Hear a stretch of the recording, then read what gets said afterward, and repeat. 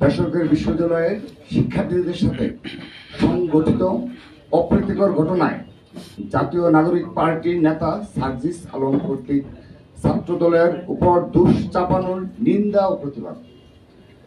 গত 5 মার্চ 2025 তারিখে জাতীয় নাগরিক পার্টির নেতা জনাব সার্জিস আলমের সাথে বেসরকারি বিশ্ববিদ্যালয়ের সাধারণ শিক্ষার্থীদের মধ্যে একটি অনাকাঙ্ক্ষিত ও অপ্রীতিকর ঘটনা ঘটেছে।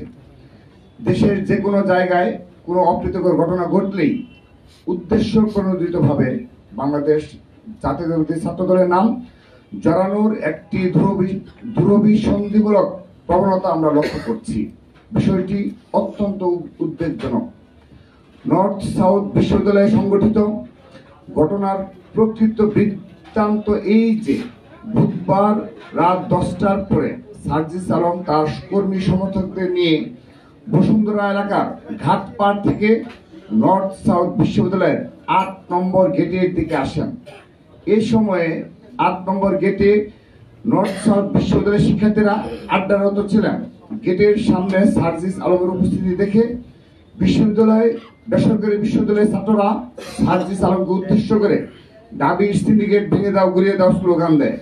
উল্লেখ্য, নবগঠিত গণতান্ত্রিক ছাত্র সংসদে বেসরকারি বিশ্ববিদ্যালয়ের শিক্ষার্থীদের যথাযথ মূল্যায়ন না করার অভিযোগে উক্ত ছাত্র সংগঠনটি কতিপয় ক্ষমতাশালী নেতা আত্মপ্রকাশের দিনেই বেসরকারি বিশ্ববিদ্যালয়ের শিক্ষার্থীদের সাথে মধুর ক্যান্টিনে সংঘর্ষে জড়িয়েছে।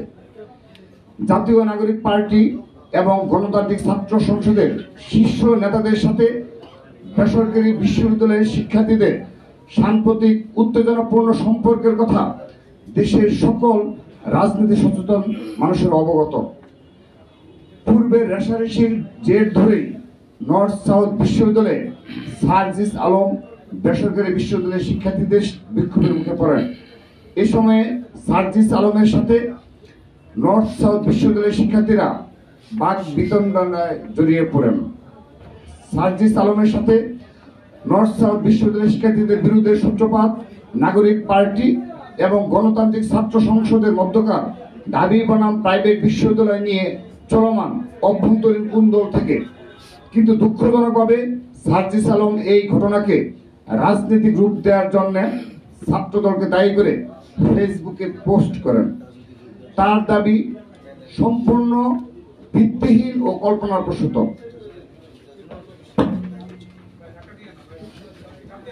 সার্জিস আলম তার পোস্টে নর্থ সাউথ বিশ্ববিদ্যালয়ের শিক্ষার্থীদের সন্ত্রাসী, দুষ্কৃতিকারী এবং টুকাই হিসাবে উল্লেখ করে নর্থ সাউথ বিশ্ববিদ্যালয় সহ দেশের সকল শিক্ষা প্রতিষ্ঠানের শিক্ষার্থীদের অপমান করেছেন। আমরা তার এই উদ্ধতপূর্ণ ও বিদ্বেষমূলক বক্তব্যের তীব্র নিন্দা জানাই। সার্জিস আলমের বক্তব্যে জুলাই আগস্টের গণ অভ্যুত্থানে বেসরকারি বিশ্ববিদ্যালয়ের শিক্ষার্থীদের নজিরবিহীন ত্যাগকে মর্যাদা হানি করা হয়েছে। আমরা তার এই বক্তব্য প্রত্যাহার করার দাবি জানাচ্ছি। উল্লেখ্য, ঘটনাস্থলে বাংলাদেশ জাতীয়তাবাদী ছাত্রদলের কোনো সাংগঠনিক কার্যক্রম ছিল না সেদিন। নর্থ সাউথ বিশ্ববিদ্যালয়ের ছাত্রদলের নেতাকর্মীরাও ঘটনাস্থলে ছিল না। সার্জিস আলমের সাথে ছাত্রদলের কোনো বিরোধ হয়নি। তবে উল্টো সার্জিস আলমের শোডাউনে নিষিদ্ধ ঘোষিত ছাত্রলীগের চিহ্নিত সন্ত্রাসী এবং জুলাই আগস্টের গণহত্যার আসামিদেরকে দেখা গেছে। এভাবে জাতীয় নাগরিক পার্টি ও তাদের ছাত্র সংগঠনে নিষিদ্ধ ছাত্রলীগের পুনর্বাসন নেতাকর্মীদের পুনর্বাসন হচ্ছে। আমরা নিষিদ্ধ সংগঠনের নেতাকর্মীদের পুনর্বাসনের নিন্দা জানাচ্ছি। নর্থ সাউথ বিশ্ববিদ্যালয়ের শিক্ষার্থীদের সাথে সার্জিস আলমের বিরোধের মধ্যে কোন ছাত্র দলের নেতা কর্মীর উপস্থিতি ছিল কিনা আমরা তা পর্যালোচনা করে দেখছি। তথ্য উপত্য সংগ্রহ করার কাজ চলছে।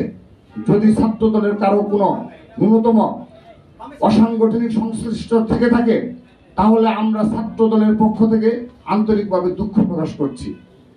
একই সাথে বেসরকারি বিশ্ববিদ্যালয়ের শিক্ষার্থীদের সাথে ঘটে যাওয়া ঘটনার দায় ছাত্র দলের উপর চাপানোর কৌশলের বিরুদ্ধে আমরা নিন্দা ও প্রতিবাদ জানাচ্ছি।